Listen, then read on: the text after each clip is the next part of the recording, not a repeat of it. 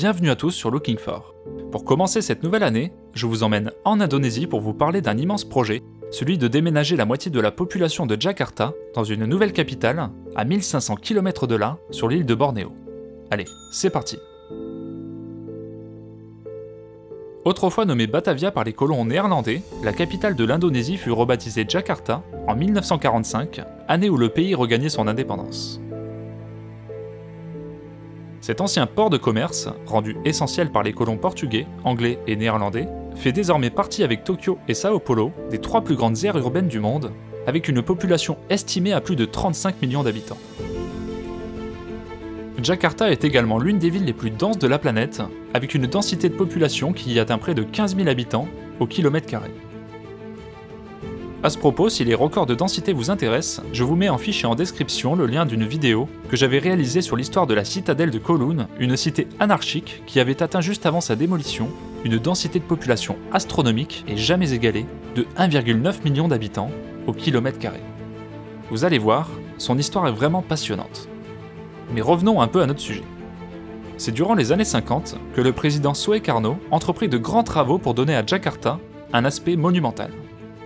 Ainsi, de nombreux projets ont été conçus, planifiés et initiés sous sa présidence, comme le monument national, la mosquée Istiklal, le Parlement, ou encore le stade Gelora Bung Karno. Ce type d'urbanisme n'est d'ailleurs pas sans rappeler celui des grandes capitales européennes, jonchées de monuments et de grandes artères mettant en valeur les paysages urbains.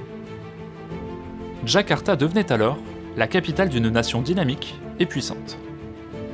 C'est sous la présidence de Suharto que Jakarta prend la forme que l'on connaît de nos jours. Entre 1966 et aujourd'hui, la ville renforce son influence politique et économique en raison de sa forte urbanisation et de son attractivité économique et migratoire grandissante. Des immeubles de grande hauteur commencent à voir le jour, notamment dans les centres commerciaux et financiers, faisant du Grand Jakarta la mégapole la plus vaste et la plus densément peuplée d'Asie du Sud-Est. Malheureusement, cette évolution galopante et incontrôlée entraîne la ville de Jakarta vers un déclin étroitement lié à sa situation géographique. En effet, les dernières études montrent qu'un tiers de la mégapole sera complètement submergé par les eaux d'ici 2050. Outre le fait que le niveau des océans s'élève chaque année à cause de la fonte des glaces, le sol de Jakarta s'affaisse en moyenne de 10 à 25 cm par an depuis 2008, et près de la moitié de la ville se situe déjà sous le niveau de la mer. Cet affaissement soudain est directement lié au développement urbain frénétique que connaît la ville. De plus, ces dernières années, les besoins en eau ont considérablement augmenté en parallèle de la construction de nombreux gratte-ciel qui contribuent à alourdir les charges qui pèsent sur le sol. Le pompage massif des eaux de la nappe phréatique, ajouté à l'imperméabilité des sols bétonnés à 97%, qui ne permettent plus l'infiltration des eaux de pluie, ont conduit inexorablement à son assèchement et à l'affaissement des sols qui en résultent. Pour éviter que 4 à 5 millions de personnes se retrouvent sous les eaux d'ici 2050, le président indonésien a donc annoncé en 2019 une décision spectaculaire. Jakarta déménagera dans une nouvelle capitale qui sera construite ex nihilo à 1500 km de là, à l'est de l'île de Bornéo. Même si cela paraît difficilement réalisable, la nouvelle capitale doit accueillir ses premiers habitants dès 2024. Pour ce faire, un budget colossal de 32 milliards de dollars est alloué au projet, qui doit normalement s'étaler jusqu'en 2040. Contrairement à l'image du Jakarta monumental et puissant des années 50, le président actuel cherche à inscrire la ville nouvelle dans un processus de développement durable basé sur l'utilisation d'énergie propre.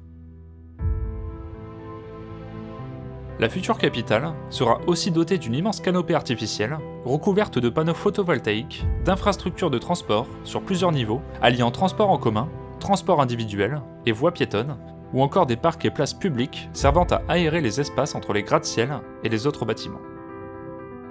Finalement, les autorités indonésiennes espèrent que la moitié de la population de Jakarta aura migré vers la nouvelle capitale d'ici 2040. Parmi les projets dévoilés, on remarquera celui du futur palais présidentiel, prenant la forme d'un immense Garuda, l'aigle mythologique hindou, emblème de la nation. Finalement, les images décrivent la nouvelle capitale comme une ville au style architectural écofuturiste, très en vogue ces dernières années. Pourtant, cette dernière ne fait pas l'unanimité, que ce soit à cause de son coût exorbitant de son architecture ou du fait que sa construction implique la déforestation partielle d'une zone de 60 000 hectares de forêt, presque vierge et préservée. De plus, l'île de Bornéo est connue pour ses orang-outans en voie d'extinction, et le site de réhabilitation des animaux à la vie sauvage se trouve non loin du lieu d'implantation de la future capitale. Enfin, la région est déjà menacée par la déforestation et des inondations depuis plusieurs années. La construction de routes, tant autour de la nouvelle métropole que pour la production et l'acheminement de toutes les matières premières nécessaires à sa construction, pourrait donc encore aggraver la situation.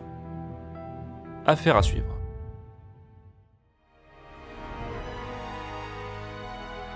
Voilà, c'est la fin de cette vidéo, j'espère qu'elle vous a plu. Si vous avez aimé cette thématique sur les nouvelles capitales, je vous conseille d'aller voir ma vidéo sur la nouvelle capitale égyptienne, actuellement en construction près du Caire. Vous allez voir, c'est très impressionnant. Comme toujours, si cette vidéo vous a plu, n'hésitez pas à liker et à vous abonner à la chaîne, en activant la cloche pour ne pas rater les nouveautés. Et moi je vous dis à très vite sur Looking For dans une prochaine vidéo. Ciao.